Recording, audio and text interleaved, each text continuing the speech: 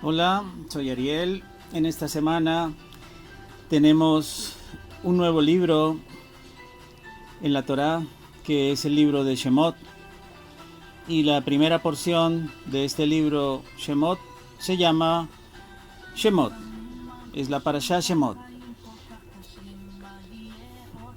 Inscríbanse en este canal, den like, dejen sus comentarios y compartan.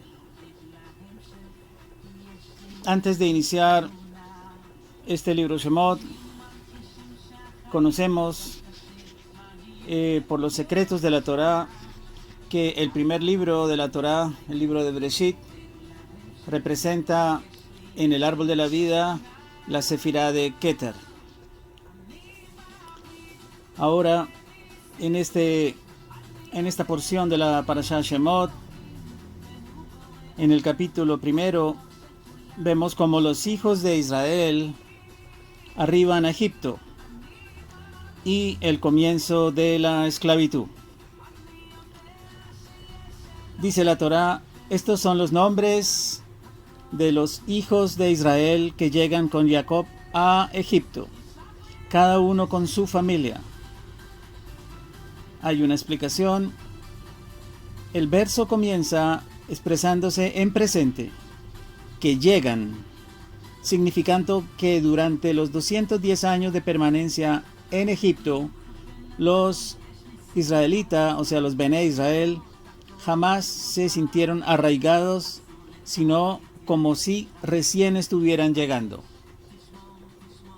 Ellos siempre fueron conscientes de que ese no era su hogar. Paralelamente, el hombre siempre debe saber que el mundo material no es su hogar definitivo.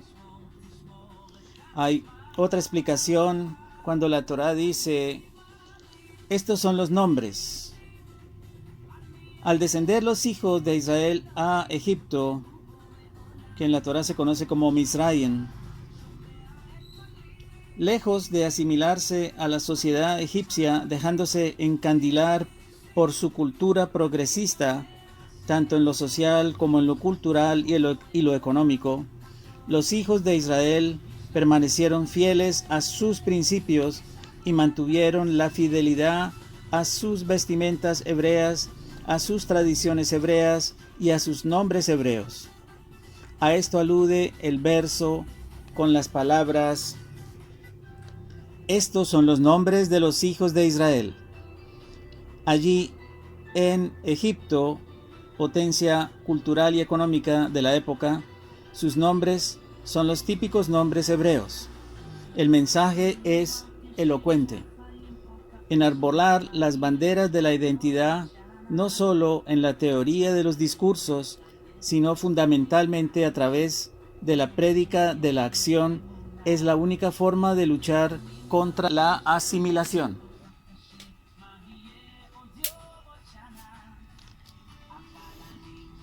Continúa la Torá y dice: Rubén, Shimón, Leví, Yehudá, Isachar, Zebulún, Binyamin, Dan, Naftalí, Gad y Asher. Los descendientes de Jacob sumaban 70 almas. Joseph ya estaba en Egipto.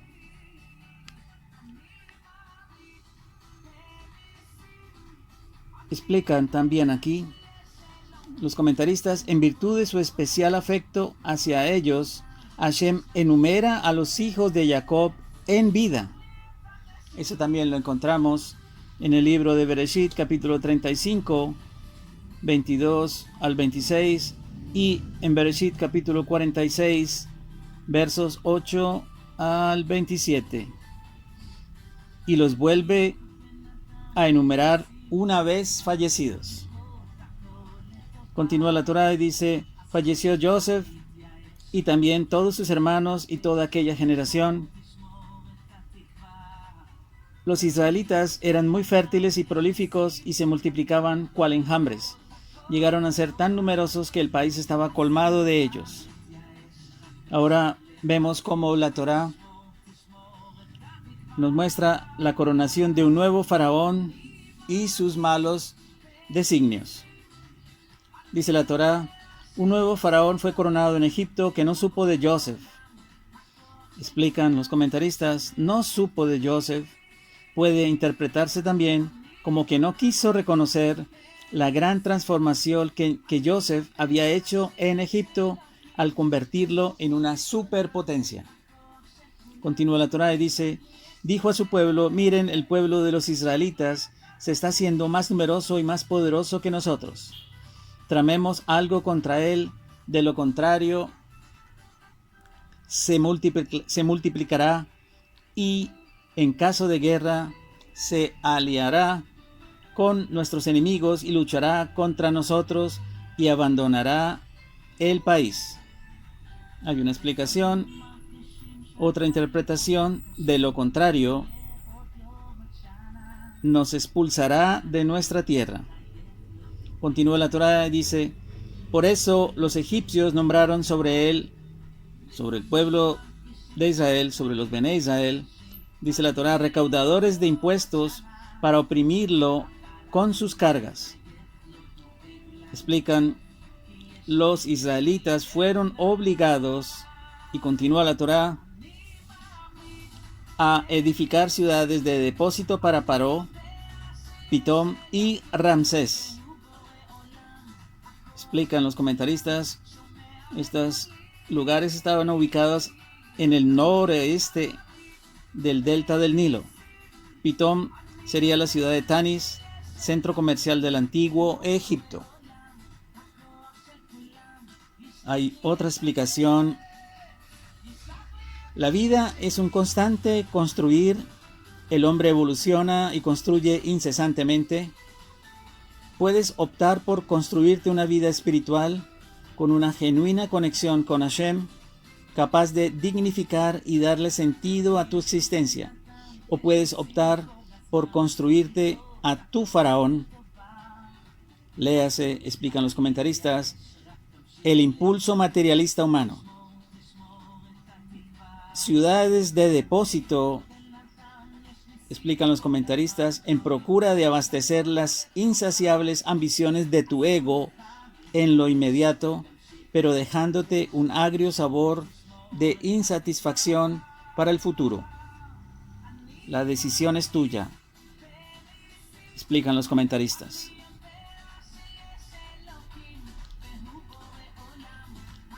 Repito, por eso los egipcios nombraron sobre él, sobre los Bené Israel, recaudadores de impuestos para oprimirlo con sus cargas. Los Bené Israel fueron obligados a edificar ciudades de depósito para Paró, Pitom y Ramsés. Sin embargo, cuanto más los maltrataban, más se incrementaba y más se expandía. Por eso los egipcios estaban intranquilos por los israelitas.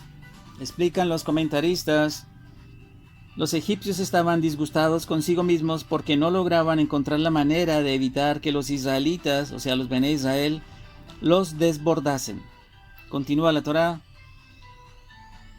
Los egipcios esclavizaron a los israelitas con trabajos forzados. Les amargaron sus vidas con arduos trabajos, explican los comentaristas, trabajos de albañilería, los cuales involucraban, dice la Torá, argamasa y ladrillos, así como todas las tareas del campo. Todo el trabajo que les hacían hacer era forzado. Y explican los comentaristas, y su finalidad era quebrantarlos. Continúa la Torá y dice, asimismo el faraón de Egipto habló con las parteras hebreas, una se llamaba Shifra y la otra Puá, y explican los comentaristas, eran la madre y hermana de Moshe, también conocidas como Yochebed y Miriam, respectivamente. Y les dijo, cuando asistan a las hebreas en el parto, cuando las vean ya preparadas en el sillón de partos, si el recién nacido fuese un niño deberán matarlo, pero si fuese una niña déjenla con vida. Hay una explicación. Ordenó el faraón a las parteras, Y dice la Torá, cuando asistan a las hebreas, a todo niño que nazca, mátenlo, y a las niñas déjenlas vivir. La explicación: la creación está conformada por los elementos masculino y femenino. Si el elemento masculino representa al espíritu y el elemento femenino representa el cuerpo, la intención de los egipcios fue darle una trascendencia desmedida a la materia, prescindiendo de la contención espiritual, en este caso varón, que aquella requiere. Continúa la Torá y dice: pero las parteras temieron a Elohim y no hicieron lo que les dijera al faraón de Egipto, sino que dejaron vivir a los niños. El faraón de Egipto citó a las parteras y las reprendió. ¿Por qué hicieron eso? ¿Por qué dejaron vivir a los niños? Porque las hebreas no son como las mujeres egipcias, respondieron las parteras a Paró, sino son expertas como parteras y dan a luz antes de que llegue la asistente. Por eso Elohim favoreció a las parteras. El pueblo seguía creciendo en número y se hizo muy poderoso. Puesto que las parteras temieron a Elohim, él, o sea, el bendito sea, las recompensó concediéndoles casas. Y hay una explicación de los comentaristas cuando la Torá dice: Hashem compensó a las parteras hebreas concediéndoles casas. Según una explicación, casas significa dinastías, y en efecto de Yochebed descenderían Aarón y Moshe, la casa sacerdotal y levítica respectivamente, y de Miriam descendería el rey David, la casa real de Israel.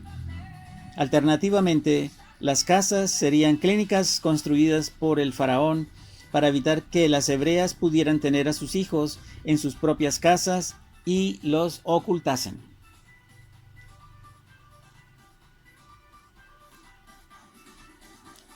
Repito, puesto que las parteras temieron a Elohim, él las recompensó concediéndoles casas. Paró ordenó a todo su pueblo diciendo: todo varón que nazca, tanto sea israelita o egipcio, deberán arrojarlo al río. Y a toda niña la dejarán vivir. Hay una explicación de los comentaristas. Los videntes de Paró, o sea del faraón, le informaron que ese día nacería el Salvador de Israel y que sería castigado por el agua. Y en consecuencia ordenó ahogar a todos los varones nacidos ese día, porque no pudieron determinar si el Salvador sería israelita o egipcio. Y en efecto, ese día nació Moshe, quien tuvo a su cargo la liberación de los Bene Israel.